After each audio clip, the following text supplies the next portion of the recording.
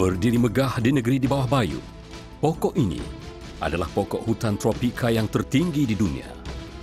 Dengan ketinggian 88,32 meter, ia tergolong dalam spesies seraya kuning siput. Hutan hujan tropika inilah antara keajaiban Pulau Borneo yang sememangnya umpama gudang serba kaya dengan flora dan fauna.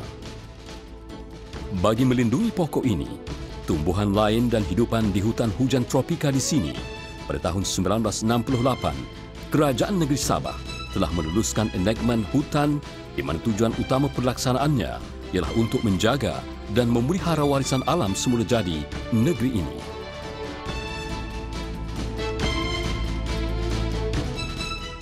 Hutan hujan tropika ini adalah syurga kepada pelbagai spesies yang jarang ditemui dan endemik seperti orang hutan, burung kenyalang, monyet Belanda, gajah pygmy Borneo dan badak sumbu Sumatera. Apa jua aktiviti yang diperkenalkan bakal membawa ancaman kepada habitat semula jadi hidupan liar. Lebih lagi, hutan ini adalah sumber air semula jadi dan udara bersih yang tidak ternilai dan adalah penting bagi kesinambungan kewujudan manusia sejagat dan semua hidupan. Enakmen Hutan 1968 memberi kuasa kepada semua pegawai Jabatan Perhutanan Sabah sebagai penjaga hutan ini bagi memastikan undang-undang perhutanan dilaksanakan secara menyeluruh. Adalah perlu kita sebagai jabatan yang telah pun diberi tanggungjawab untuk melaksanakan kehendak undang-undang. Adalah perlu kita melaksanakannya dengan baik dan teratur dan saksama dan secara keseluruhan. Kita tidak mau menghadapi keadaan di mana kalangan tertentu diberi keistimewaan di mana mereka tidak diambil tindakan. Menyiasat di lapangan. Tekad serta kesungguhan dalam menegakkan undang-undang sememangnya telah berakar umbi dalam Jabatan Perhutanan Sabah, khususnya bahagian penguatkuasaan dan penyiasatan. Pada keseluruhan, saya rasa Jabatan Perhutanan telah melangkah ke hadapan di segi penguatkuasaan dan panduan. Saya ingat boleh katakan Sabah di bawah penguatkuasaan undang-undang kita telah berjaya. Dalam melaksanakan undang-undang ini, kita perlu mempunyai tenaga yang terlatih. Terlatih dalam aspek siasatan. Ini perlu sekali kerana investigation paper yang dah disediakan dan dikemukakan kepada pihak DPP mesti berkualiti. Tanpa IP yang baik, yang teratur, adalah sukar untuk kita mendapat atau menghadapi mereka yang tertuduh itu di mahkamah dan mendapat keputusan yang successful. Kedua, kita mesti mempunyai prosecutor yang terlatih juga. Telah dibuktikan bahawa dalam usaha untuk menegakkan ketulusan perundangan hutan, pegawai perhutanan sentiasa berdepan dengan risiko tinggi termasuk menggadaikan nyawa untuk memastikan peraturan dan undang-undang dilaksanakan, seperti Rimbawan Encik Indra Sunjoto, pegawai perhutanan daerah yang bertanggungjawab ke atas hutan simpan Ulu Segam Malua di daerah Lahad Datu. Kerajaan Negeri Sabah telah memperuntukkan 250,000 hektar kawasan hutan simpan ini sebagai kawasan pemeliharaan bagi menjamin kemandirian spesies hidupan liar asal di Borneo, khususnya orang utan. Di Jabatan Perhutanan, kita telah pun mengambil tindakan-tindakan pencegahan, terutama kepada aktiviti pemburuan haram di hutan simpan. Sebagai kaki tangan kerajaan, kami tidak berputus asa dan tidak menyerah untuk terus menegakkan dan menguatkuasakan undang-undang, terutamanya Enakmen Hutan 1968, dan ini disokong dengan kerjasama daripada beberapa agensi yang terlibat seperti Polis Diraja Malaysia, Jabatan Hidupan Liar dan Yayasan Sabah. sebagai hasil daripada kerjasama ini, kami mendapati bahwa frekuensi ataupun kekerapan kejadian pencerobohan hutan simpan atau pemburuan hidupan liar secara haram telah pun menunjukkan penurunan. Okey, berita faham. Over, kami akan jalankan rondaan seperti biasa. Kesalahan berhubung pencerobohan seperti pertanian secara haram di hutan simpan adalah antara ancaman kepada pemeliharaan hutan simpan. Sungguh pun keutamaan adalah untuk menjaga hutan hujan Sabah, namun harus diakui bahawa pembangunan dan perluasan ladang tanaman komersial di sebahagian negeri ini adalah penting bagi pertumbuhan sosioekonomi negeri. Justru, sentiasa wujud desakan untuk membuka lebih banyak kawasan bagi perladangan komersial yang membawa kepada pencerobohan sempadan hutan simpan oleh bukan saja orang persendirian, bahkan syarikat-syarikat besar. Pegawai-pegawai perhutanan daerah sentiasa memantau pencerobohan seumpamanya. Bila mana kes-kes seumpama ini dikesan, langkah segera akan diambil untuk memastikan sejauh mana pencerobohan dilakukan dan batas-batas yang dicabuli. Misalnya di daerah Kunak, sejumlah 9,000 hektar hutan simpan kelas 1 Ulu Kalumpang telah diusahakan secara haram dengan penanaman koko, kelapa sawit dan buah-buahan. Setelah persempadanan dilakukan, apa jua tanaman dan struktur perumahan yang ditemui dalam kawasan sempadan hutan simpan akan dimusnah atau dirobohkan.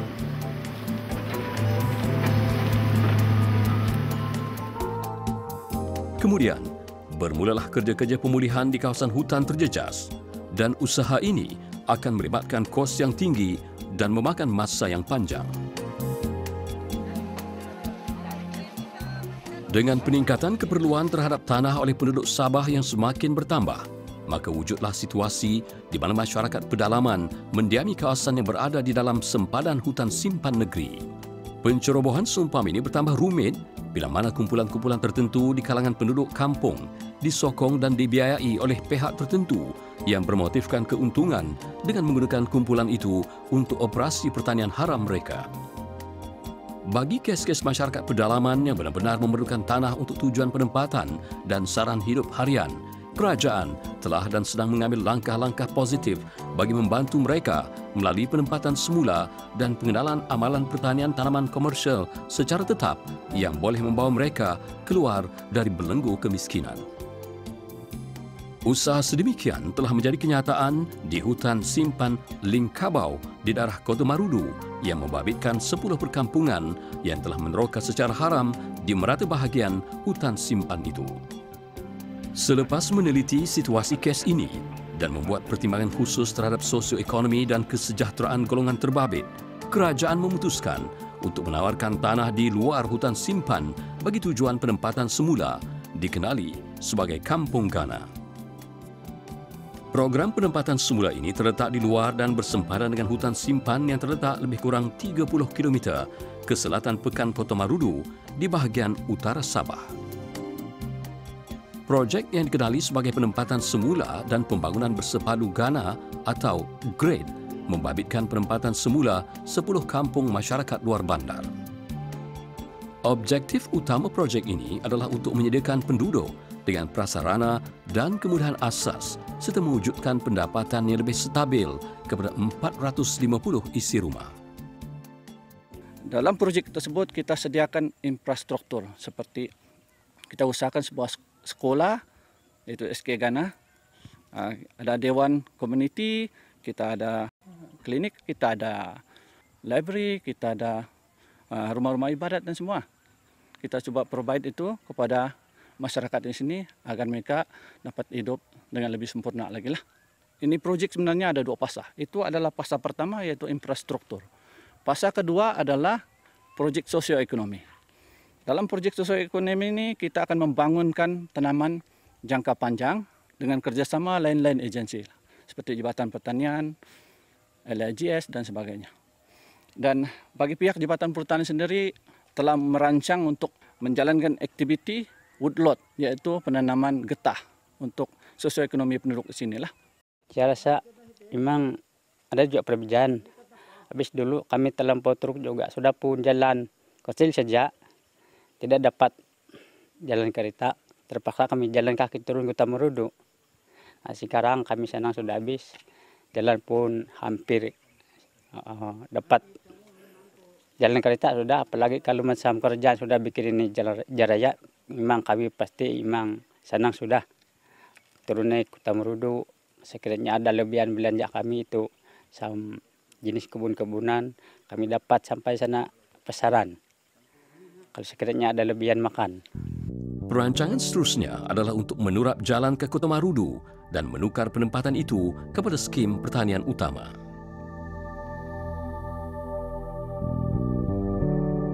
Sebahagian besar hutan simpan di bahagian tertentu di negeri Sabah telah musnah akibat kebakaran semasa musim kemarau panjang. Dalam tempoh 7 bulan pertama tahun 2009 misalnya, lebih 800 hektar kawasan hutan telah terbakar akibat aktiviti manusia. Kemarau bukanlah punca kebakaran, tetapi merupakan pembangkit kepada tersebarnya kebakaran. Semua kes kebakaran hutan di Sabah pada 6 bulan pertama tahun 2009 adalah disebabkan oleh pembakaran terbuka oleh petani yang berpindah randah serta pemburu. Daerah yang paling teruk akibat aktiviti ini adalah dataran sub di wilayah pedalaman. Seksyen 19 Enakmen Hutan menyatakan bahawa sebarang individu yang didapati menyalakan, menyimpan atau membawa api atau meninggalkan api hidup berhampiran hutan simpan yang mana ia boleh mengancam hutan simpan tersebut atau hasil hutan boleh disabitkan kesalahan ke atasnya. Sesiapa yang didapati bersalah boleh dikenakan penjara 7 tahun atau denda tidak melebihi RM100,000 atau kedua-duanya sekali. Kesan kebakaran hutan membawa kepada bencana alam. Ini kerana ianya bukan sahaja memusnahkan pokok-pokok dan tanaman di hutan, malah kepada semua bentuk kehidupan lain yang berada di laluannya. Pemulihan kawasan hutan yang musnah akibat kebakaran adalah agenda penting kepada Jabatan Perhutanan. Sungguh pun agenda ini melibatkan suntikan kos yang tinggi dan memerlukan masa yang panjang untuk pulih sepenuhnya. Kawasan hutan simpan Terus Made ini pernah terbakar pada tahun 1983 dan juga 1998, di mana kawasan ini telah mengalami kerusakan dan kemusnahan yang amat serius. Maka proyek penanaman semula perlu dijalankan oleh Jabatan Perhutanan.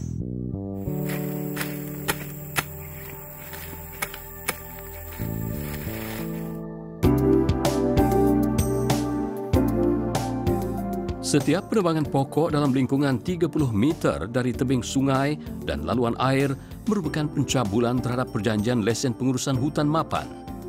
Syarat ini adalah untuk mengelakkan penebangan pokok dalam batas-batas yang ditetapkan. Pencabulan terhadap sebarang peraturan penebangan boleh dielakkan jika penebang mematuhi pelan penuaian komprehensif semasa menjalankan kerja-kerja menebang. Peraturan yang sama juga diaplikasikan kepada kerja-kerja berkaitan penubuhan ladang hutan industri.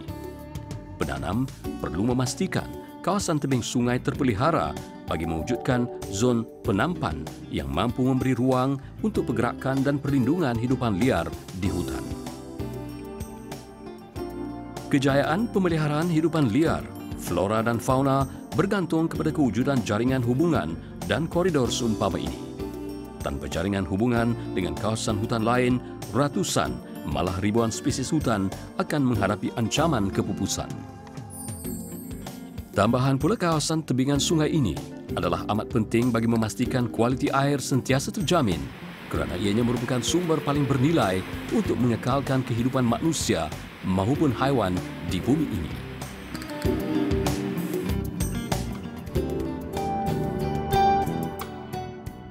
Pembalakan haram dan kegiatan mencuri balak adalah antara jenayah perhutanan serius dan hukuman berat boleh dikenakan terhadap mereka yang didapati bersalah. Sebahagian besar daripada pencabulan yang dilakukan di hutan Sabah adalah dalam kategori membalak secara haram di hutan simpan dan hutan tanah negeri. Rekod menunjukkan lebih 30% daripada jenayah perhutanan yang dikesan adalah berkaitan penebangan dan pemilikan kayu balak tanpa permit yang sah dan bercanggah dengan syarat lesen. Kes ini melibatkan tumbangan haram. Tumbangan haram di bawah Seksyen 23/2 Enactment Hutan 1968. Jadi kes ini adalah penting karena ini adalah kes yang agak serius dan melibatkan hasil hutan dan hasil kerajaan negeri lah. Dan seperkara lagi kita harus menegakkan kita punya undang-undang lah. Dan undang-undang yang Jabatan Hutan Guna Pakai adalah Enactment Hutan 1968. Jadi tujuannya ialah untuk memastikan bahwa undang-undang di bawah Enactment ini dapat ditegakkan. Ketamakan manusia yang mahukan kekayaan segera dan haloba adalah faktor yang mendorong kepada berlakunya jenayah tersebut. Aktiviti haram ini meninggalkan kesan mendalam terhadap alam sekitar dan ekonomi negeri. Ini termasuk kerugian dari segi kutipan hasil negeri dan kemusnahan tanah dan hutan akibat aktiviti pembalakan yang tidak sistematik dan tidak terancang. Kayu balak yang ditebang secara haram ini pernah ditemui digunakan oleh kilang-kilang di Sabah dan mendorong pegawai perhutanan menjalankan siasatan bagi mengambil tindakan undang-undang terhadap mereka yang tidak bertanggung jawab. Kes seumpamanya dikesan di daerah Ranau.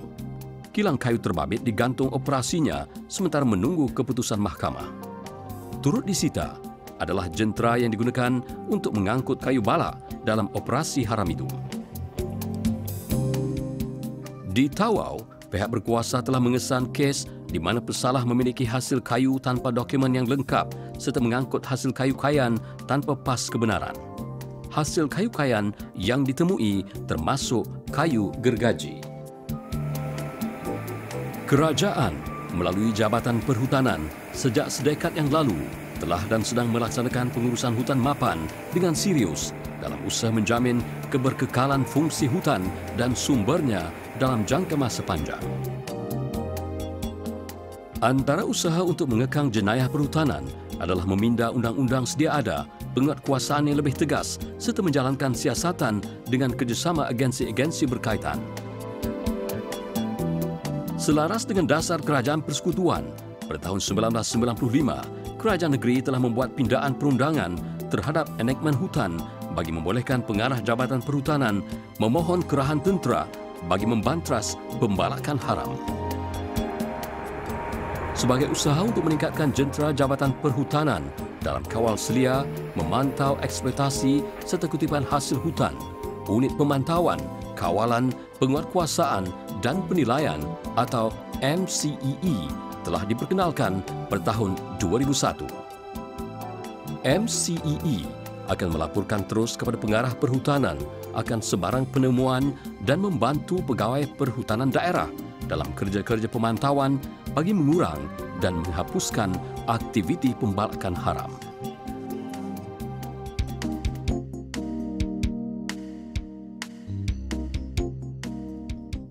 Kesalahan-kesalahan hutan lain yang membawa kepada kerugian terhadap kerajaan ialah penghindaran bayaran royalti.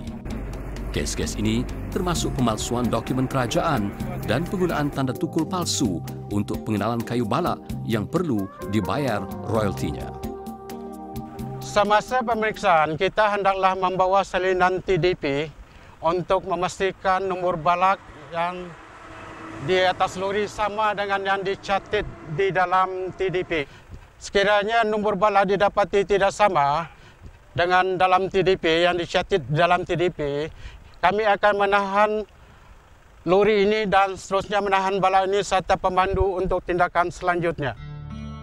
Di Mahkamah Keningau, terdapat kes sebelum ini yang mana pegawai perhutanan telah berjaya mengesan mereka yang memiliki kayu bakau yang masih belum dibayar royalti dan juga kes membabitkan pemalsuan dokumen kerajaan.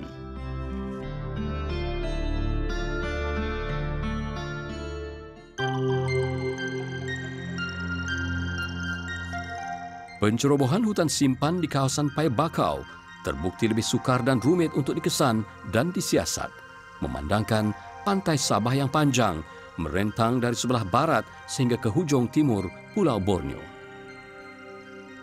Muara Bakau sememangnya terkenal sebagai tapak hidupan pelbagai spesies ikan yang tinggi nilai komersialnya.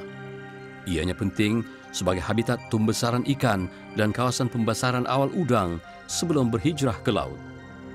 Hidupan laut lain seperti ketam, kerang dan kupang yang terhasil di kawasan Paya Bakau ini menyumbang kepada kehidupan masyarakat pesisiran pantai yang tinggal berhampiran hutan paya laut. Kawasan Paya Bakau Sabah turut menjadi tumpuan sejak kebelakangan bagi menawarkan kawasan rekreasi dan eko-pelancongan. Beberapa lokasi eko-pelancongan dibangunkan di hutan paya laut yang dipilih secara khusus bagi membolehkan pelancong melihat monyet Belanda dan klip-klip dalam persekitaran semula jadi. Biarpun peranan besar pokok bakau adalah sebagai penyumbang kepada sosioekonomi dan kepentingan alam sekitar negeri, khususnya kepada perkampungan di persisiran pantai, sebarang aktiviti haram dan tidak bertanggungjawab terhadap kawasan ini merupakan ancaman dan perlu diberi perhatian oleh pegawai perhutanan. Jenayah lain ke atas kawasan tanah lembap ini adalah penumbangan pokok bakau untuk tujuan pembinaan rumah dan mengopek kulit tangar, sejenis pokok dalam hutan paya laut.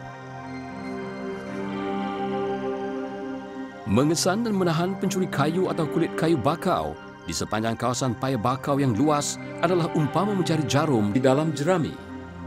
Terlalu banyak sungai dan muara yang bentuknya seakan-akan sama. Bagaimanapun, pegawai perhutanan yang bertugas kini lebih bersedia untuk menghadapi tugasan mengesan dan menyiasat dalam usaha mendapatkan bukti kukuh bagi mendakwa penceroboh yang kebanyakannya pendatang asing dari negara jiran. Dalam satu kes khusus, pasukan penyiasatan khas yang diketuai pegawai perhutanan daerah Pitas berjaya mengesan pencuri yang beroperasi berhampiran Pulau Jambungan, terletak kira-kira 1 jam perjalanan bot dari pesisiran Pitas. Dengan bantuan GPS, ketika pemantauan udara, beberapa lokasi kawasan yang mencurigakan dikenal pasti dan ditandakan pada peta sebagai persiapan untuk menjalankan tinjauan dengan bot dan pemeriksaan mengejut.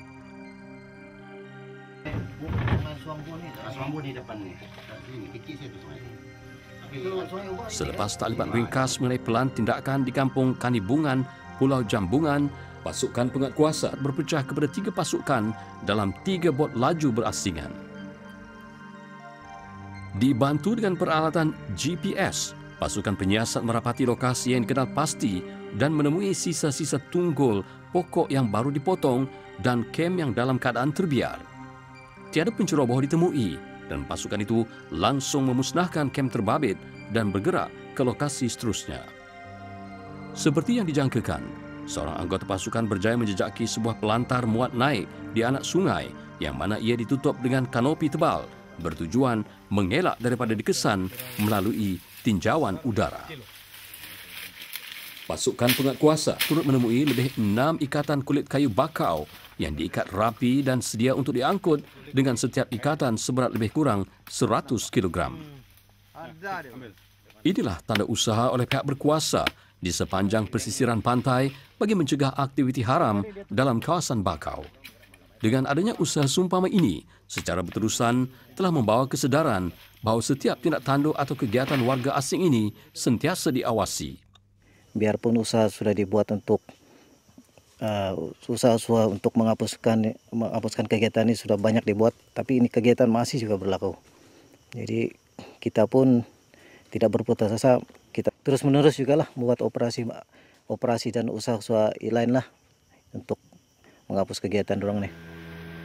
Jabatan Perhutanan telah menempatkan lebih banyak bot dan kaki tangannya ke kawasan pesisiran. Mereka sentiasa dalam keadaan berjaga-jaga sepanjang 24 jam serta berganding usaha bersama pasukan polis marin dan agensi-agensi lain.